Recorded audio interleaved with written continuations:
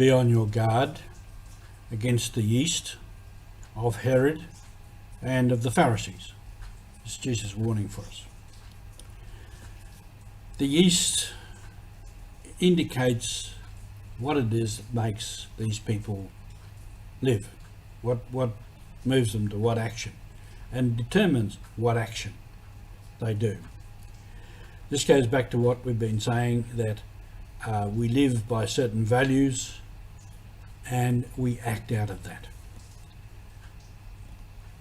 We live from what we see, what we choose, and then we act.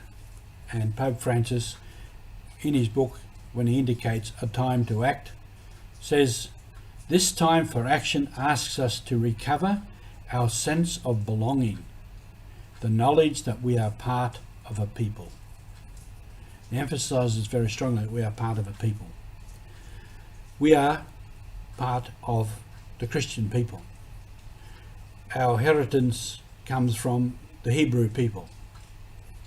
From Genesis onwards, the law and the prophets, all the prophets said, all that is part of our heritage. We are a people. And we are a people that lives by values. And from this, we act. The chosen people of God, the Hebrew people, were not chosen because they were particularly better than anybody else. They were chosen for a purpose, for a mission. To live by God's law and God's love. To live the way God wants human beings to live.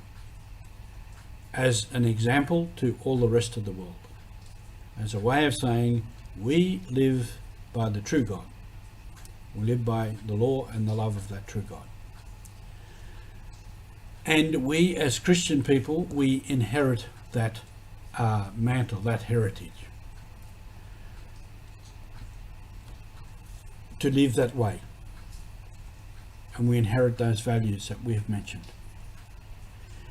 So we reflect on who we are, what is our mission, and then we move to action. And as I said previously, many people in our society and around the world are actually living by Christian values. They may not go to church, they may have a lot of hang-ups about, they may not even believe in God, but these values are inherent in our society because it has been based on Christian principles. And even if we say a lot of people don't go to church, in some ways the church has done its job. It's inculcated all these Christian values into society, into the minds of people, into the very hearts of people. So now many people are saying, no, this is wrong, these people are being wronged, this is unjust, we must correct it. If government law and all these things are not in place, then we have to make them in place. We have to put them in place. We have to make sure it happens. This is what inspires us. This is what living out the Christian life is in the world today.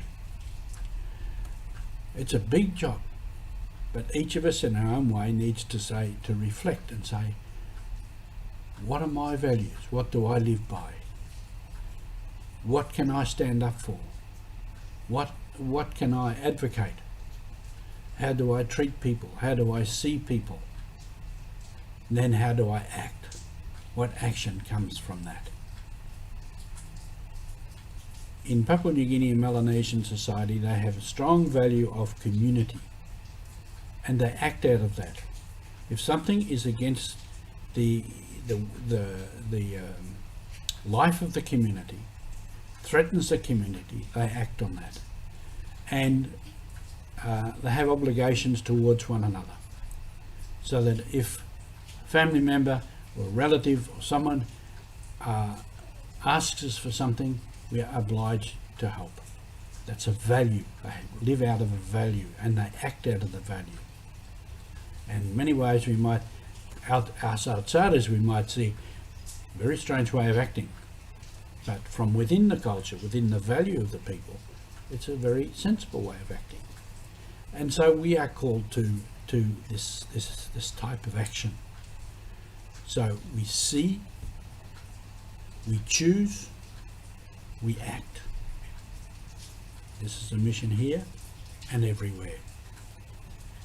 Continue our mission as we lead into Lent, and time to perhaps assess ourselves with all of these things so that we can lead into Lent in a period of change and assessment of our life. Thank you.